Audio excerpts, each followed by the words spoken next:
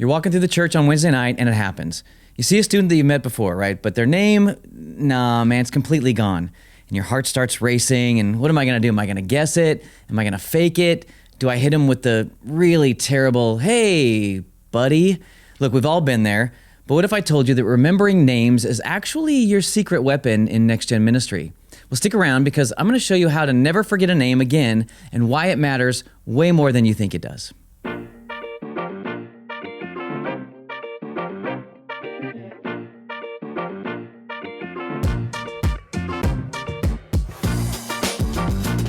Hey everybody, welcome to the Brent Parsley Next Gen Leader Podcast. My name is Brent and I hope that today's episode, well, it helps you win in Next Gen Ministry. I want to try to help you with the how of Next Gen Ministry so that you can do what matters most. Listen, many of you have been so kind to leave a 5-star review and a comment. I'm super grateful for that. Here's one from Laney132. Said this podcast is a game changer for anyone leading kids or student ministries. It's full of practical advice and wisdom from many years of ministry experience. If you're passionate about investing in the next generation and want fresh ideas to equip your team, this podcast is exactly what you need.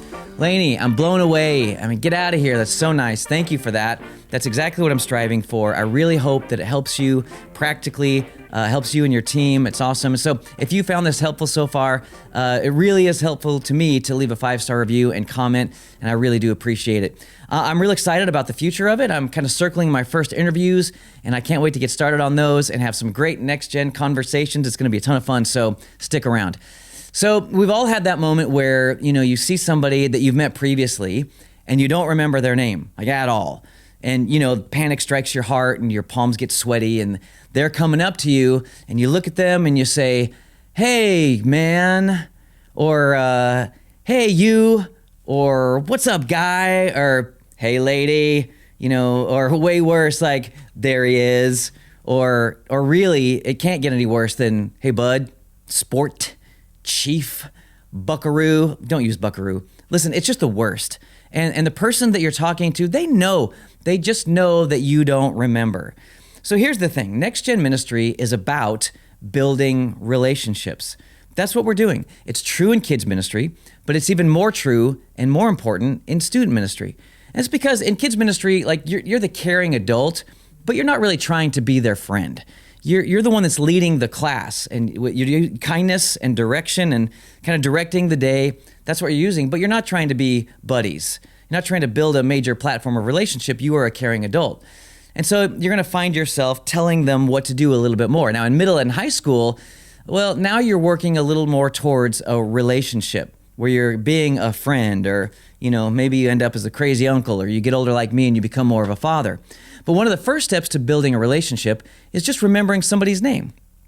Loads of people are like, oh man, no, I can't. I'm so bad at remembering names. You've heard people say that. You may have said that yourself. I just can't do it. So this might seem like a silly podcast episode. At first it did to me when I thought about doing it. But then I realized how actually absolutely foundational and truly helpful this idea is, and how it's been helpful and impactful to me in 25 years of Next Gen Ministry. So I've taught it to leaders for years. And so here you go. And when I started this podcast, my friend Tawny, who was in our student ministry actually, she asked me to share some name tricks, and she remembered that from those days and how we do that. So Tawny, here you go. I hope that it's helpful. So Dale Carnegie in How to Win Friends and Influence People said, remember that a person's name is to that person the sweetest and most important sound in any language. People really do love to hear their own name. I mean, it's true of all ages. I was just teaching in our elementary class this past Sunday, and I looked at a little boy that I haven't seen very often, and I used his name, and I asked him to come be on my team. And he looked at me with bright eyes, and he kind of lit up, and he said, how do you know my name? Now, what he forgot was that we have a safety name tag for check-in, so it was actually pretty easy. But the point is, he was amazed, and he was so happy that somebody knew who he was, that I knew him. Remembering names, it's not something that you're either good at or you're bad at. Remembering names is actually a skill that everybody can work on and everybody can grow in. And it's immensely useful and helpful as you're getting to know kids and students in your ministry. I can't tell you how many times I've had a kid or a teenager respond back to me in total shock saying, you remember me? Or you know my name after meeting them just once or twice. And what we know is that every adolescent is asking three big questions on their journey. They're asking about their identity, they're asking about belonging, and they're asking about purpose. So they're asking, who am I? Where do I belong? And what is my purpose here? So remembering names, it hits on those first two ideas, identity and belonging. It's a recognition to a kid or a student, to a teenager, that you matter. And to a teenager who's asking questions about their identity and who they are and who they're becoming, it really, honestly, I believe is a meaningful first step in letting them know that they are important and they're important to you. It's also a way of saying, you're not an outsider to me, I remember you, and you can belong here if you want to. So I just think it's so important. It's a tool that helps your relationship with parents too. If that's a major part of your role in Next Gen Ministry is the parent side. It shows parents that you care and maybe even shows them that you're actually a responsible person. You might say that you're a grown-up, a real live grown-up.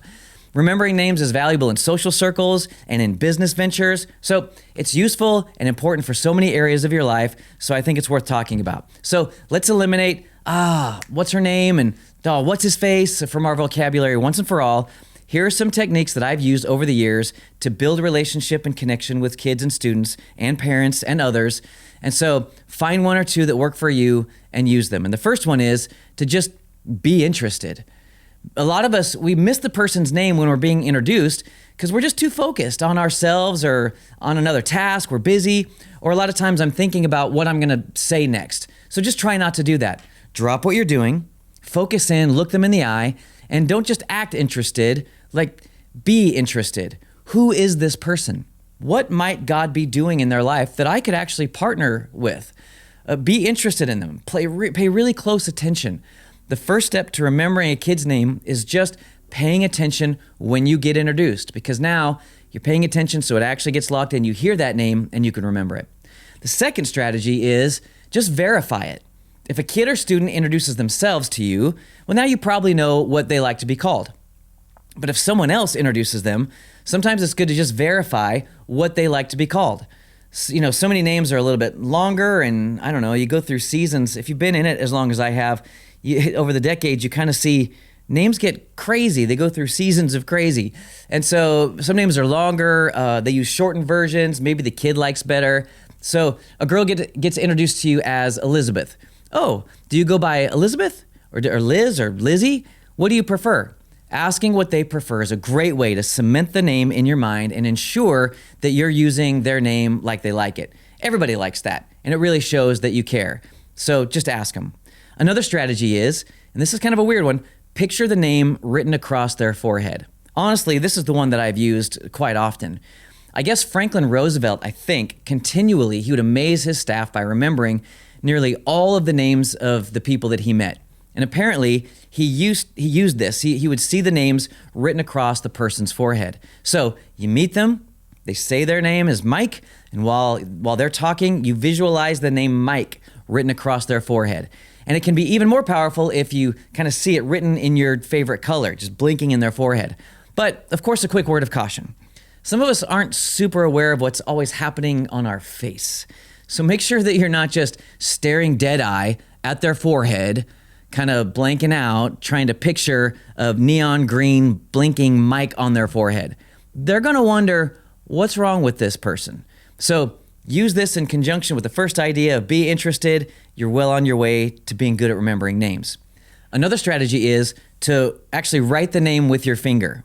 It's a little weird, but if you want to go a step further, neuro-linguistic programming experts, they suggest getting a feel for what it would really be like to write that person's name by kind of moving your finger in micro muscle movements as you're seeing or hearing the name and saying it to yourself. So what does that look like? Well, like with your hand down at your side, with micro muscle movements, little movements of your finger, you're thinking about what it would be like to write that person's name. And you can even kind of use your finger with micro movements is the key phrase here to kind of write it out, spell it out at your side. So this probably requires somebody else to be in the conversation so that you can do that while they're talking a little bit more. It might not be the best for you if you're not so good at multitasking, if you can't pat your head and rub your stomach, chew gum and walk at the same time.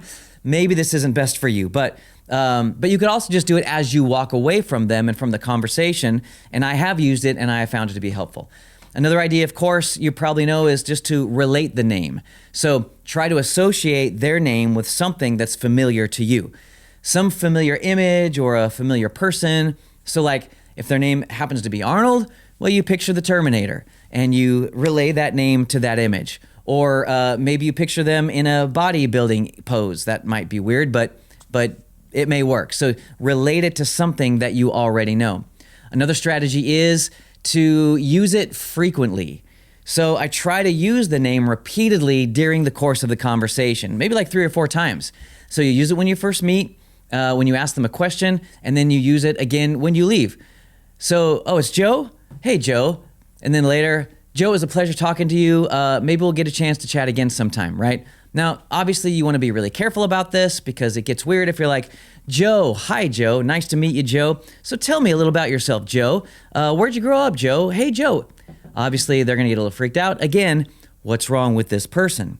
But there's limits here, but it can get awkward if you overdo it. But honestly, I use it a few times in a conversation, and it really has helped me. It's a great and helpful strategy. And then I think finally, a really useful strategy is just go and write it down.